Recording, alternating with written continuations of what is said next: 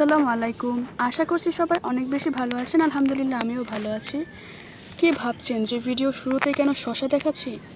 আসলে ছাদে খুব শখ করে আমি প্রথম শশা গাছ বসিয়েছিলাম ২টা ছাদে। সেখান থেকে একটা হয়েছে আর মাশাআল্লাহ খুব সুন্দর বড় একটা শশা হয়েছিল। কিন্তু দুঃখের বিষয় হচ্ছে হলুদ হলুদ ছোট ছোট এক ধরনের পোকা আছে, সেগুলো বসেছে। আমি গতকালকে সকালেও পর্যন্ত আমি দেখেছিলাম যে শশাটা সম্পূর্ণ ভালো, কিন্তু আজকে যখন শশাটা উঠাতে এলাম তো দেখলাম যে এখানে ছোট্ট একটা এরকম ছিদ্র। আশা করছি ভিতরটা ভালো আছে, অতটা নষ্ট হয়নি।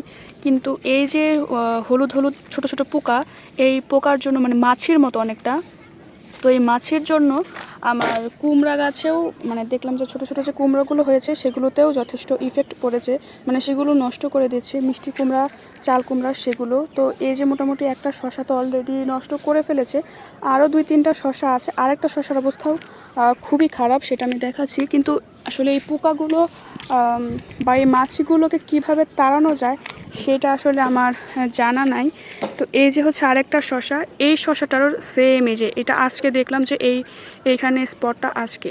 তো এই পোকাগুলো বা এই মাছিগুলোকে কীভাবে তাড়ানো যায়, কারো কোনো আইডিয়া থাকলে অবশ্যই জানাবেন। কারণ এইটুকু একটা শশা গাছে হিউজ পরিমাণ ফুল আছে, আর প্লাস হচ্ছে শশাও আছে। তো আমি চাচ্ছি না কোনোভাবে যে শশাগুলো এভাবে নষ্ট হয়ে যাক। শশা আমার অনেক পছন্দ, তো আমি কোনোভাবে চাই না যে শশাগুলো নষ্ট হয়ে যাক। কারোর কাছে যদি কোনো কী বলে এটাকে পরামর্শ থাকে যে এই হলুদ পোকাগুলোকে আসলে কীভাবে তাড়ানো যায় কোনো প্রকার কোনো ক্ষতি না করে গাছের বা ফসলের ফলনে মূলত, তো অবশ্যই কমেন্ট করে জানাবেন। আল্লাহ হাফেজ।